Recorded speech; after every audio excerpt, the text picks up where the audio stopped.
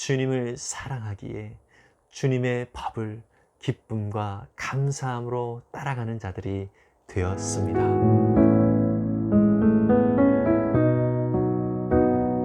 안녕하세요. 이태희 목사입니다. 오늘도 우리에게 귀한 날 허락하신 주님께 감사를 드립니다. 오늘 우리에게 은혜를 주실 하나님의 말씀은 로마서 7장 1절에서 6절까지의 말씀입니다. 제가 세번역 성경으로 읽겠습니다. 형제 자매 여러분, 나는 율법을 아는 사람들에게 말을 합니다. 율법은 사람이 살아 있는 동안에만 그 사람을 지배한다는 것을 알지 못합니까? 결혼한 여자는 그 남편이 살아 있는 동안에는 법으로 남편에게 매여 있으나 남편이 죽으면 남편의 법에서 풀려납니다. 그러므로 남편이 살아 있는 동안에 그 여자가 다른 남자에게로 가면 그 여자는 간음한 여자라는 말을 듣게 됩니다. 그러나 남편이 죽으면 그 법에서 해방되는 것이므로 다른 남자에게로 갈지라도 간음한 여자가 되지 않습니다. 나의 형제자매 여러분, 그러므로 여러분도 그리스도의 몸으로 말미암아 율법에 대해서는 죽임을 당했습니다. 그래서 여러분은 다른 분, 곧 죽은 사람들 가운데서 살아나신 그분에게 속하게 되었습니다. 그것은 우리가 하나님을 위하여 열매를 맺게 하기 위함입니다. 이전에 우리가 육신을 따라 살 때에는 율법으로 말미암아 일어나는 죄의 욕정이 우리 몸의 지체 안에서 작용해서 죽음에 이르는 열매를 맺었습니다. 그러나 지금은 우리를 올감했던 것에 대하여 죽어서 율법에서 풀려났습니다. 그래서 우리는 문자에 얽매인 낡은 정신으로 하나님을 섬기지 않고 성령이 주시는 새 정신으로 하나님을 섬깁니다. 아멘. 바울은 로마서를 시작하면서 특히 우리 사람들이 얼마나 큰 죄인인지 어쩔 수 없이 죄 가운데서 멸망의 길로 갈 수밖에 없는 존재인지를 확인을 먼저 시켜 주었습니다. 그런데요, 계속해서 반복하여서 우리의 그 이전의 모습이 어떠한 모습이었는지라고 하는 것을 거듭해서 말씀하고 있습니다. 왜냐하면 우리는 우리의 존재 자체가 꽤 괜찮은 존재처럼 여기는 경우가 많이 있습니다. 그러나 우리는 철저히 하나님의 은혜가 아니면 오늘을 살 수 없는 그런 존재라고 하는 사실을 기억할 때에 비로소 하나님의 은혜 아래 우리가 거할 수 있게 되어지고요. 또 우리의 모든 삶 속에서 하나님이 주시는 놀라운 복과 은혜를 누릴 수 있기 때문인 것입니다. 그래서 우리는 겸손히 우리가 얼마나 주 앞에서 죄인인지를 확인하고 주님의 뜻이 우리의 삶 속에서 온전히 이루어지는 것이 얼마나 큰 기쁨인지를 늘 확인하고 또 늘 새롭게 경험하면서 나아가면 참 좋겠습니다. 죄는 우리에게 주어진 모든 것들을 다 망가뜨렸습니다. 관계도 망가뜨리고요. 세상의 모든 것들에 대한 개념조차도 다 망가뜨렸습니다. 예를 들자면 노동이라고 하는 것도 우리가 죄를 짓기 전에는 하나님께서 우리 가운데 누리라고 하신 것들을 관리하는 그 기쁨과 감사의 기회로서 우리가 노동을 했던 것입니다. 그런데 여러분, 죄가 우리 가운데 옴으로 말미암아서 이 노동이 어쩔 수 없이 해야 되는 것이 되어 버렸습니다. 땀을 흘리고 정말 고생을 하면서 이 노동을 해야 가족들을 부양하고 또 그럼에도 불구하고 쉬지 못하고 계속 일을 해야만 하는 이런 형편, 이것이 결국 죄로 인하여서 우리 가운데 주어진 안타까운 현실이라고 하는 것이지요. 죄로 인하여서 망가진 모든 것들이 참 많이 있죠.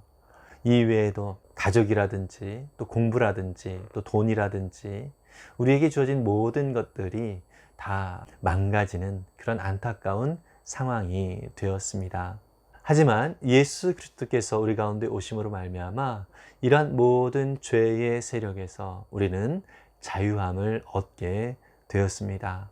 그런데 이러한 자유함을 얻기까지 우리가 기억해야 하는 것은 이 자유함과 이 은혜를 우리가 누릴 만한 자가 아니라 하나님께서 우리를 사랑하셔서 은혜로 선물로 우리 가운데 주셨다는 것을 잊지 말아야 하는 것입니다.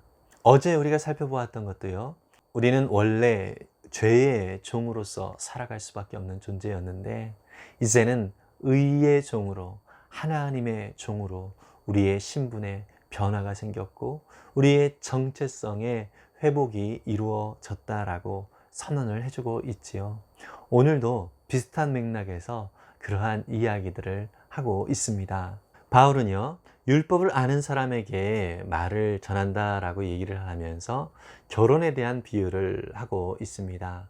어떠한 여자가 남편과 더불어서 결혼을 했는데 이 남편이 살아있는 동안에는 이 남편의 영향 아래서 이 여자가 살아갈 수밖에 없지만 이 남편이 죽게 되었을 때에는 다른 남자에게 결혼을 할 수 있게 된다라는 이야기를 하면서 우리가 예수 그리스도 안에서 자유함을 얻는 것이 무엇인가 라고 하는 것을 설명을 해주고 있습니다. 본문 속에서 한 여인이 한 남자에게 먼저 결혼을 했는데 이 결혼한 남자가 죽게 되었을 때는 결국 새로운 남자에게 다시 결혼을 할 수 있는 그런 기회가 된다라는 식으로 이야기를 하고 있습니다. 우선 이 여자는요, 바로 저와 여러분들이라고 생각할 수 있겠고요. 이 전 남편은 율법이라고 생각할 수 있습니다.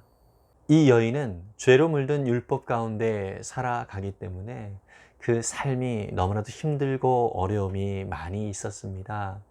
왜냐하면 율법은 하나님께서 그 백성들에게 허락하여 주신 것이고 또 그것을 통하여서 자신의 죄가 얼마나 큰지를 확인하고 예수 그리스도 오직 하나님이 그들 가운데 필요하다는 것을 깨달아 알 수 있도록 하시기 위하여 바로 이 율법을 주셨는데요.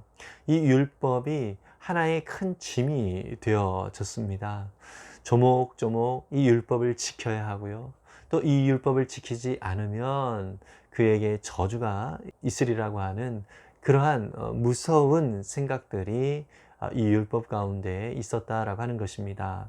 그래서 이 여인은 참으로 남편과 결혼을 했음에도 불구하고 그것이 기쁨과 감사거리가 아니라 그 법을 지켜야만 하는 부담과 마음의 어려움이 이 여인을 계속해서 사로잡게 되는 것입니다.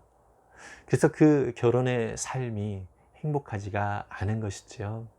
남편과 아내의 관계, 이 부부의 관계는 서로 사랑의 관계여야 하는데 이 법을 지키느냐 안 지키느냐가 그 가운데 관계 속에서의 핵심이 되어버린다면 서로 가운데 이 사는 것 자체만으로도 큰 부담이 되어지고 어려움이 생기는 것이죠. 그래서 이 결혼 생활을 통하여서 기쁨과 감사가 있기보다는 정말 절망과 낙담과 어떻게 이 관계를 피할까라고 하는 힘든 현실만 남게 되는 것입니다. 그런데요, 이 율법 가운데 지내도록 했던 이 남편은 죽게 되었을 때에 이 여인은 이 남편으로 말미암아 자유롭게 됩니다. 그리고 이 여인은 새로운 남편을 얻게 되어지는데요. 우리는 오늘 본문의 4절에서 이 새로운 남편과 결혼했다라고 하는 그 의미가 무엇인가라고 하는 것을 좀 엿볼 수가 있습니다. 4절을 제가 한번 읽어보겠습니다. 나의 형제자매 여러분, 그러므로 여러분도 그리스도의 몸으로 말미암아 율법에 대해서는 죽임을 당했습니다. 그래서 여러분은 다른 분, 곧 죽은 사람들 가운데서 살아나신 그분에게 속하게 되었습니다. 그것은 우리가 하나님을 위하여 열매를 맺게 하기 위함입니다. 이제 율법 속에 속해 있었던 사람이 예수 그리스도께 속하게 되어졌다. 이렇게 말씀을 하고 있습니다. 여러분, 예수님은요, 우리를 사랑하셔서 우리 가운데 오셨습니다. 그래서 이 예수님이 생명을 내어주시기까지 사랑하신 그 사랑이 있기 때문에 또 그 은혜가 우리 가운데 있기 때문에 이제 주님 안에서 살아가는 그 삶은요, 부담과 의무감에 사로잡힌 그러한 삶이 아니라 평안과 감사 속에 있는 삶이 되는 것입니다. 이제 우리는 율법을 지키기 위해 애쓸 필요가 없습니다. 그냥 사랑만 하면 되는 것입니다. 하나님 아버지께서, 우리 주님께서 우리를 얼마나 사랑하셨는지를 알고 그 사랑 안에 반응하며 감사함으로 나아가기만 하면 되는 것입니다.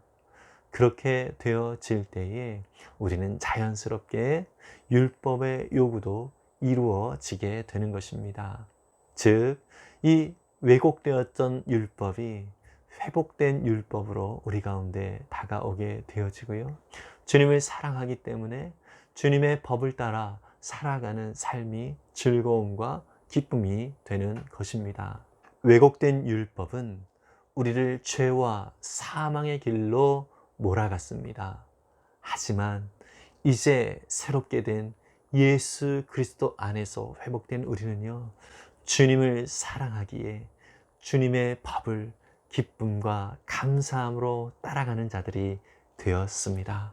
저와 여러분들이 우리의 신랑이 되어주신 예수 그리스도 안에서 그런 풍성한 은혜가 예비되어져 있다는 사실을 기억하고 주님과 함께 오늘도 친밀하게 교제하면서 주님의 놀라운 은혜와 그 사랑 안에 그 뜻을 더 풍성하게 이루어가는 귀한 날 될 수 있기를 간절히 바랍니다.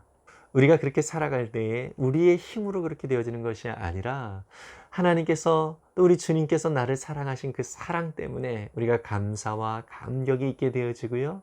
또 우리 안에 주님의 영이 임해서 즉 성령의 은혜로 말미암아 더욱 주님을 기뻐하고 또 주님을 더 따르게 되어지는 그러한 삶이 계속 펼쳐지게 될 것입니다. 저와 여러분들이 그렇게 부름을 받았다는 사실을 기억하고 오늘도 주님과 친밀한 교제 가운데 승리하는 은혜의 날이 될 수 있기를 간절히 바랍니다. 기도하겠습니다.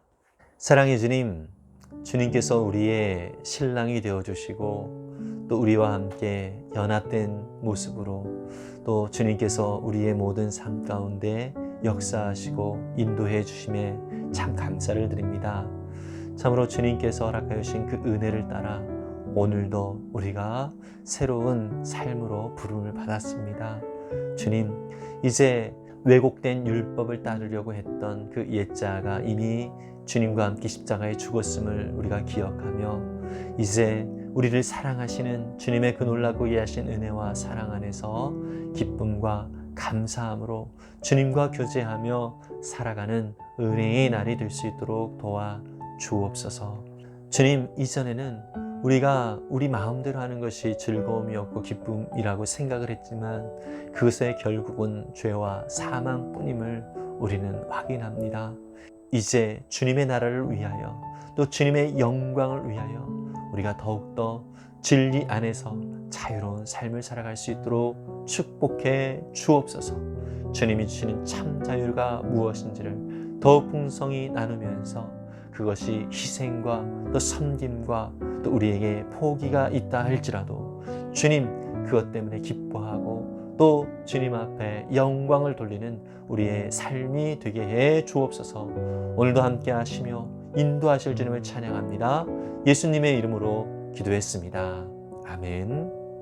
여러분, 우리 하나님께서 주시는 기쁨과 은혜가 이 세상이 주는 것보다 더 귀하고 비교할 수 없는 그러한 은혜가 있다는 사실을 믿으십니까? 정말 그렇습니다. 우리 주님이 주시는 그 은혜, 그것은 이 세상이 주는 것보다 비교할 수 없을 만큼 크고 놀라운 것입니다. 저와 여러분들은 이제 예수 그리스도와 연합된 자들입니다. 다시 말해서 예수님을 신랑 삼아서 함께 한 몸을 이루었습니다. 그 주님이 주시는 그 기쁨과 감사를 오늘도 풍성하게 누릴 수 있으면 참 좋겠습니다. 주님의 뜻을 더욱더 바라보고요. 또 주님과 함께 친밀하게 교제하면서 주님 그 은혜 가운데 그 사랑이 우리의 삶의 동기가 되어서 오늘도 풍성함을 누리는 하늘나라의 그 기쁨을 누리는 귀한 날 될 수 있기를 간절히 바랍니다. 하늘 복 많이 받으세요. 샬롬.